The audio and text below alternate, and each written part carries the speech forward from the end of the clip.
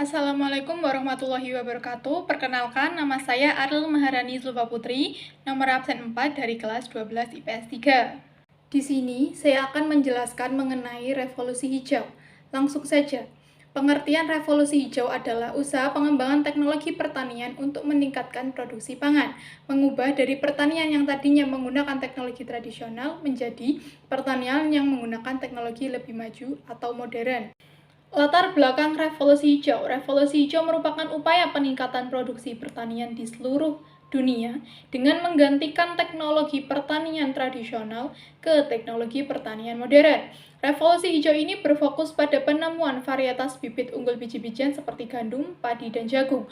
Upaya tersebut turut didorong dengan penggunaan pupuk kimia, agrokimia, pasokan air yang terkontrol yang umumnya melibatkan irigasi, dan metode penanaman yang lebih baru, yang lebih modern.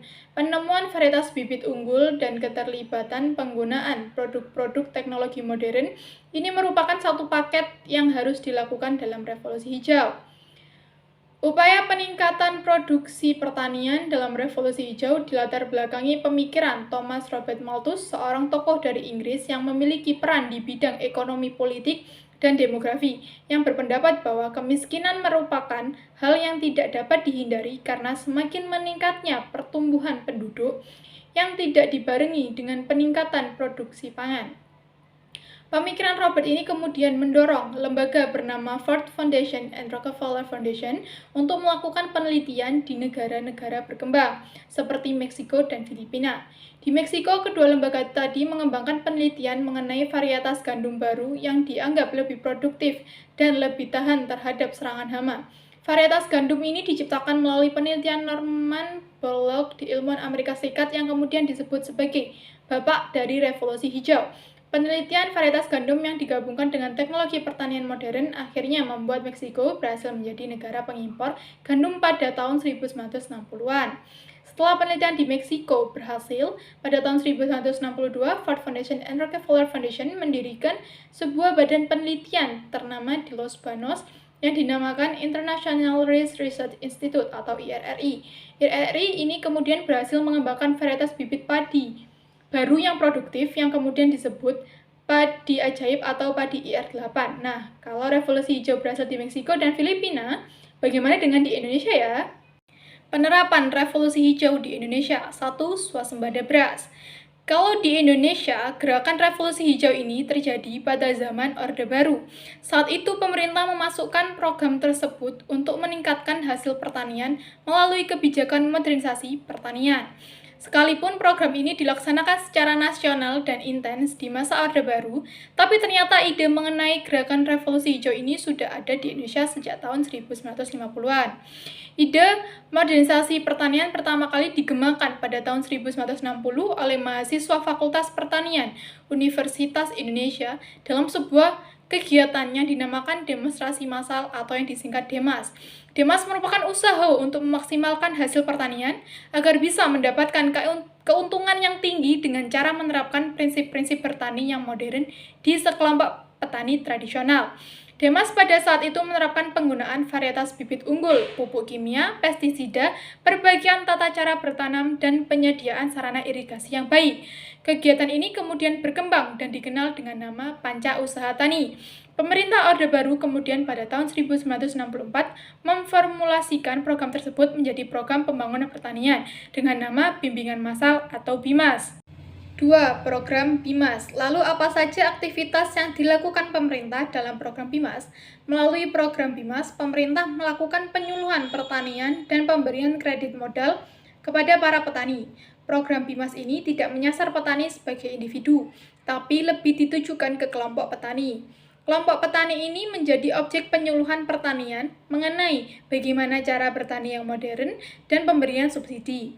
Jadi, selain kelompok petani tersebut dilatih untuk bertani secara lebih modern, mereka juga diberi modal dan subsidi untuk melakukan kegiatan bertani mereka. Selain itu, program BIMAS juga menerapkan ekstensifikasi pertanian, yaitu usaha untuk meningkatkan hasil pertanian dengan cara memperluas lahan pertanian baru, membuka hutan dan semak belukar, membuka rawa-rawa, dan membuka persawahan pasang surut. Pada saat itu, ekstensifikasi ini dilakukan di luar Pulau Jawa, khususnya di beberapa daerah tujuan transmigrasi seperti Sumatera, Kalimantan, dan Irian Jaya. 3. Program Inmas. Pemerintah Orde Baru kemudian mengembangkan program Bimas menjadi Inmas atau intensifikasi massal. Program ini dilaksanakan pada tahun 1969. Format program ini sebenarnya hampir sama dengan Bimas. Yang berbeda adalah Inmas memiliki target pengoptimalan produktivitas lahan dan kualitas hasil pertanian, terutama padi. Pemerintah pada saat itu juga memberikan subsidi varietas bibit unggul, pupuk, pestisida, dan teknologi pertanian lainnya. Program Inmas menerapkan sistem intensifikasi pertanian, yaitu pengelolaan lahan pertanian dengan sebaik-baiknya, terutama di lahan pertanian yang sempit. Program ini dilakukan melalui Panca Usaha Tani dan dilanjutkan dengan program Sabta Usaha Tani, yaitu dengan melakukan pengolahan tanah yang baik, pengairan yang teratur, pemilihan bibit unggul, pemupukan, pemberantasan hama dan penyakit tanaman, serta pengolahan pasca panen. Pemerintah Orde Baru juga melakukan penataan program ini menjadi intensifikasi khusus, yaitu INSUS, yaitu pengembangan peningkatan hasil dari setiap hektar sawah. Program ini dianggap cukup berhasil karena berhasil meningkatkan produksi pertanian sebanyak 2 kali lipat. Pemerintah kemudian juga mengembangkan INSUS menjadi Supra INSUS, yaitu pengembangan teknologi pertanian dengan penggunaan zat perangsang tumbuhan. 4. Mekanisasi dan diversifikasi pertanian. Selain program intensifikasi dan ekstensifikasi, pemerintah Orde Baru juga mengembangkan mekanisasi dan diversifikasi. Mekanisasi adalah usaha meningkatkan hasil pertanian dengan menggunakan mesin-mesin pertanian modern, misalnya dengan pemakaian mesin pengolahan gabah. Sementara diversifikasi pertanian adalah usaha penanekaragaman jenis usaha atau tanaman pertanian agar hasil pertaniannya tidak hanya satu hasil saja. Pemerintah Orde Baru pada saat itu mengimbau kepada para petani agar memperbanyak jenis kegiatan pertanian dan jenis tanaman yang ditanam. Jadi, pemerintah Orde Baru mengharapkan petani dapat menghasilkan uang selain dari menanam padi saja. Selanjutnya, dampak revolusi hijau. Program pengembangan pertanian melalui revolusi hijau berdampak pada peningkatan hasil pertanian, khususnya padi. Hal inilah yang membuat Indonesia mampu melakukan swasembada beras pada tahun 1979 dan 1985. Pada 2 tahun tersebut, Indonesia berhasil meningkatkan produksi pangan sampai 49%. Sekalipun pada tahun-tahun setelahnya keberhasilan swasembada beras ini tidak terulang lagi. Tapi ini termasuk dampak positif dari proses modernisasi pertanian dan menjadi salah satu prestasi penting yang dicapai Indonesia pada zaman Orde Baru. Revolusi hijau juga berpengaruh pada sistem perekonomian. Hasil pertanian sebagian diperjualbelikan untuk mendapat uang. Uang yang mengalir ke pedesaan kemudian menghidupkan ekonomi di tingkat lokal, terutama di beberapa desa yang pada saat itu masih belum mengenal sistem uang. Melalui gerakan revolusi hijau, beberapa desa tersebut akhirnya mengenal sistem uang.